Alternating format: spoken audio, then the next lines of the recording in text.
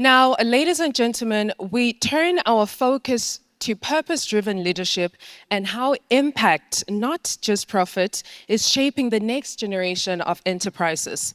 And for this discussion, please do put your hands together in welcoming to the stage Andrea, the Vice President of Corporate Affairs of South and Southeast Asia, Commonwealth of Independent States and Middle East and Africa at Philip Morris International, Areej Darwish, Chairperson of MHD ACERE at Mohsin, Haider Darwish, and of course, your moderator, Ramia Farrage, Senior Presenter and Producer at Forbes Middle East. Please put your hands together in welcoming them to the stage. Good morning, everyone. What a wonderful start to the day. And this session is going to discuss businesses, not just focusing on return on investment, but really creating true impact, especially in this region. And Andrea, Philip Morris is transforming from a traditional tobacco company into a science and innovation-led organization. How are purpose and sustainability really guiding your journey at Philip Morris? Good morning, everybody, and I am really very happy to be here. It's actually my first time in Riyadh.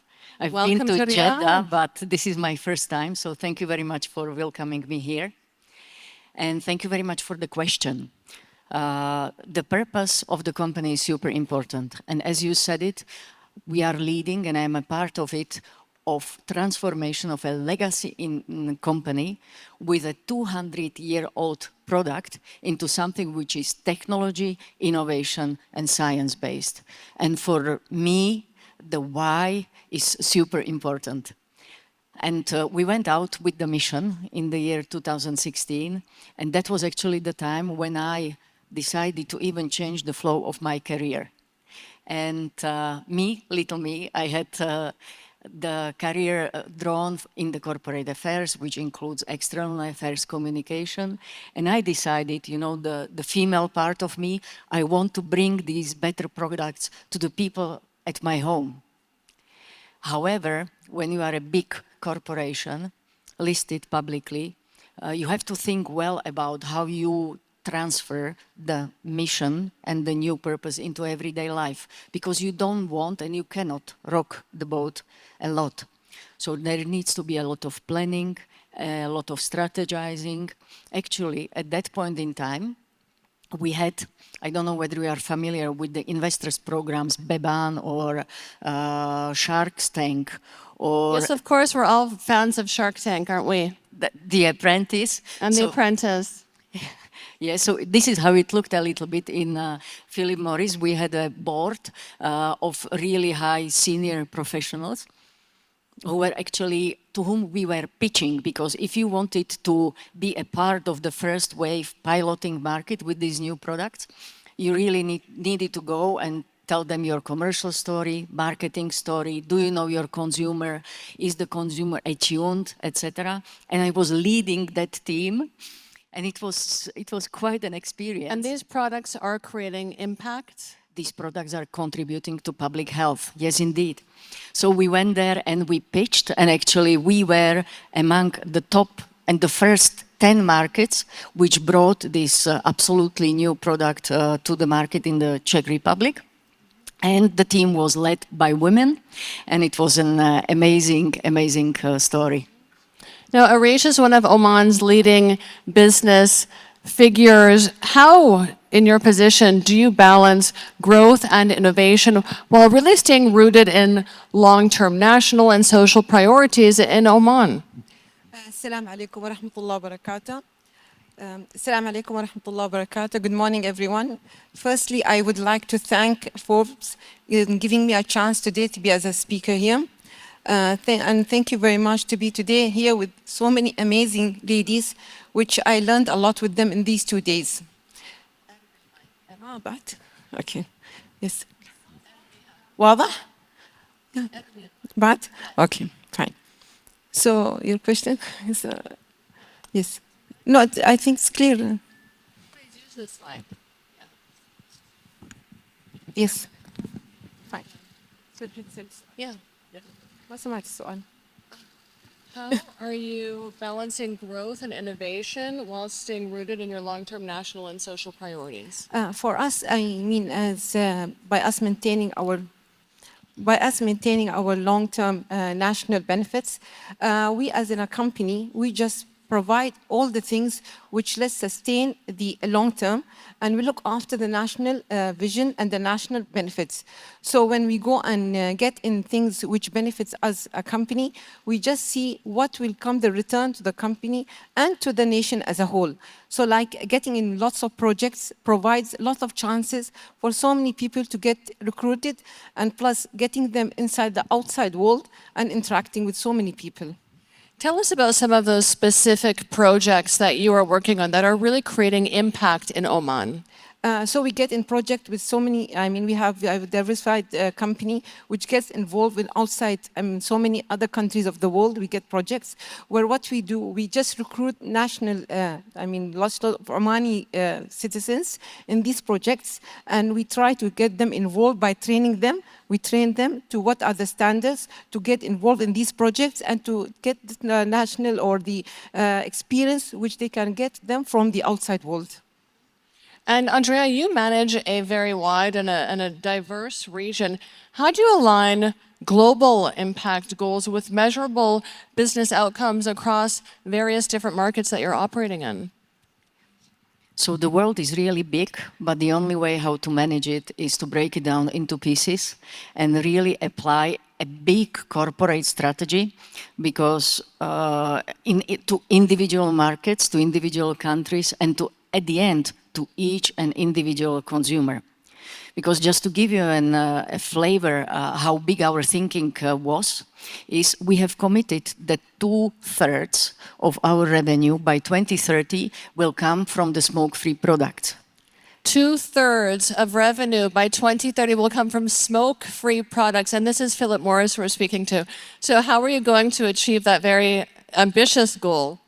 The first one is you prepare the plan. Yes, and that was my experience when we went and we really pitched the story to the senior guys, and we got the license to operate. So they said, you understand your consumer, you understand your environment, you have a good plan, because when you are doing the transformation, you have to take care of your consumers, but also of employees, yes? And also of investors, and we are one of the mega cap companies, and we got the credibility that we can do it. And at the end of the day, there was such a big euphoria, there was so much endorphin, and we already celebrated in the airport. Then we came back home to Prague, and we shared the news with our colleagues and with all the employees. There was another wave of euphoria, but you know how it is.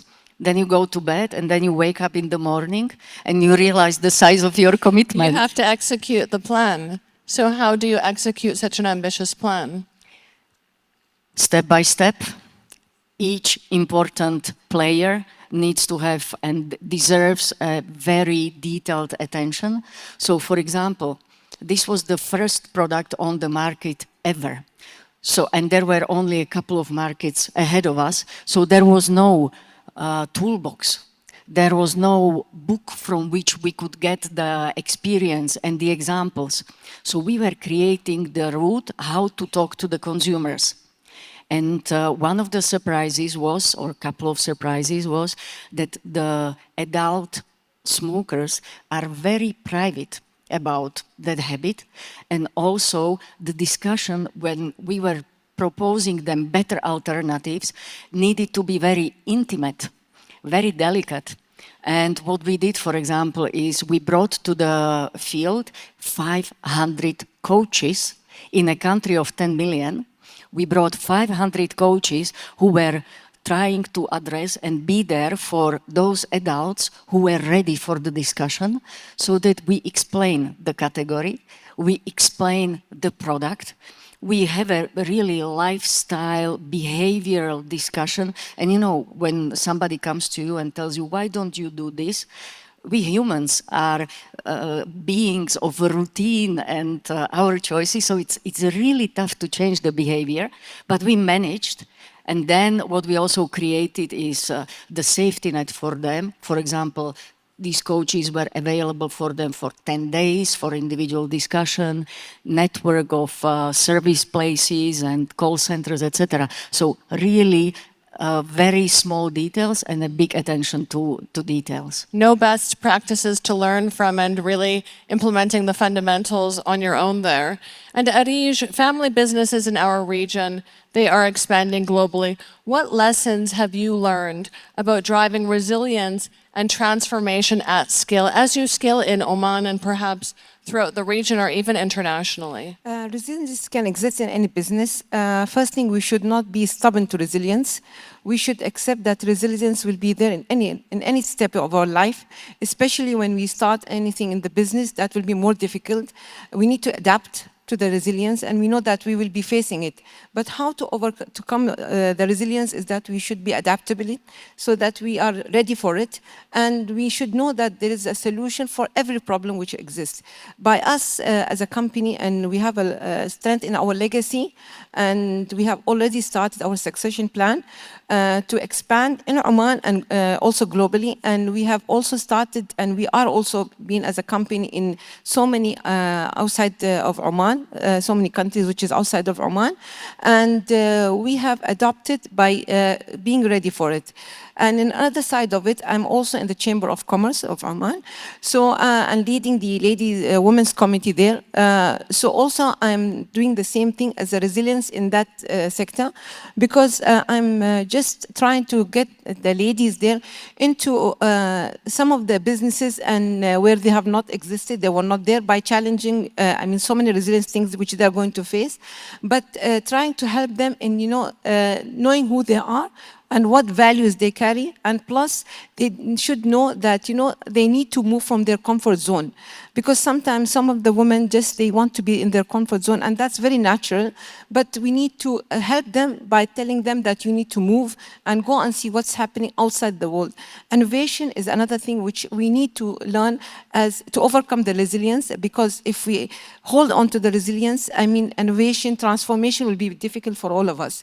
So we need to adopt. We know that there is something which is so many things we can learn from our country and outside of the country and bring it to the economy of our country. We are running out of time, but I do want to touch once again on succession planning, since you mentioned it, which is the bread and butter of family businesses and really crucial to their continued existence after, usually patriarchs in this region move on. So tell us about your succession plan and how you are ensuring that it creates impact, especially impact that benefits women in Oman and in this region. Succession plan is a very important thing in any family business, because as we see this generation, it's not like the olden times where the old generation were adopting to continue following the steps of their father or grandfather. What we see from the new generation, that the new generation, some of them, they don't want to follow what's been happening in the family business. They wanted to go to their own world. They want to create their own things. So succession plan is we put steps for the new generation who will come. Are they interested to continue in the business, or they are not willing and they want to see their own business? So where in the future, the company and the strength of the company and the legacy continues. I want to thank you very much for joining us today. I think that we've learned that when entrepreneurs scale impact, the whole ecosystem accelerates, and women in this region always stand to benefit from that. Thank you very much for being here today. Thank you very much. Thank you very much. Thank